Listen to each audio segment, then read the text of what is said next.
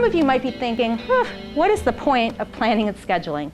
I plan my day, and then things come up, interruptions, things I didn't expect, and my day falls apart. And certainly there are going to be days like that, but as you get better at planning, you'll find you have a better handle on knowing how much capacity you can plan for on a particular day, and how to make sure that the things that get in the way of your well-planned day, you're able to do something about. So can anyone tell me in 1 or 2 words, what makes it so challenging to be on top of things in terms of time? Distractions? Again, hello. Sleep? Absolutely. Yes, yes. All of those things can get in the way. Well, my goal today is to give you some tips and techniques and tools that are going to help you gain at least 1 hour a day, just by being more productive.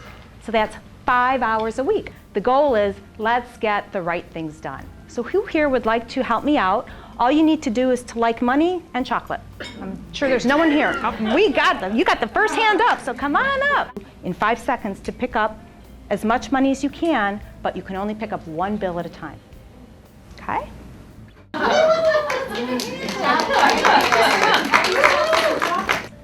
And so where money's involved, it's typically easy for us to zero in on the money and the things that are of value. But how many of us do that with our day? 3 main areas: planning and scheduling, developing focusing skills, and eliminating information overload. And how do I plan my day so that I can focus on getting those important things done? And there's a lot of efficiency to be gained when you group like tasks together. So let's just take 30 seconds and jot down for yourself, what do you envision your top buckets of responsibility to be? What are you getting paid to do? Another type of appointment that often gets neglected when people talk about time management is self-care. And I'm going to spend some time talking about self-care because it's critical to productivity. Harvard University's School of Medicine has a division of sleep. And they did a number of studies last year that showed that poor quality sleep leads to an increase in workplace errors and a decrease in workplace productivity. Also, a decline in the amount of sleep that we get impacts our ability to learn. Exercise helps with our cognitive function. So if we exercise, we're able to think better and work better. Again, so we are not spinning our wheels, we're actually able to be more focused and productive. What time of day do you have the most mental energy? And the reason you want to know that is because you want to use that peak mental energy time to work on things that are difficult or things that are unpleasant. One of them was having a hard time making her client follow-up calls. She was quite backlogged on it, and we determined it was because for her that was a high energy task. So she just changed the time of day when she was going to attempt to make client follow-up phone calls, and it really seemed to help her out. What happens when we check email? Distractions. And also, now somebody else is dictating our day to us.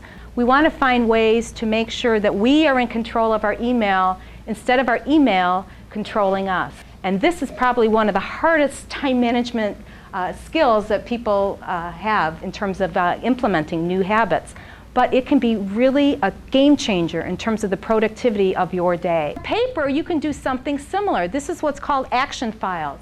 And this is just a desktop file holder with files set up that represent the next action that you might need to take on a piece of paper. So if something comes to you in a physical form, you can identify, oh, I need to make a phone call on this. Well, if now is not the right time to be making a phone call, you can put it in your call action file, and then when your time map says it's time for phone calls, you go to your call file, and there are the papers related to the phone calls that you need to make.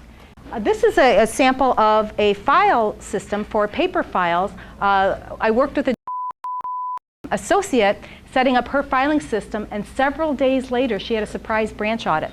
And so she was really excited that we had gotten her files in order. My goal today is to give you some tips and techniques and tools that are going to help you gain at least 1 hour a day, just by being more productive. So that's 5 hours a week.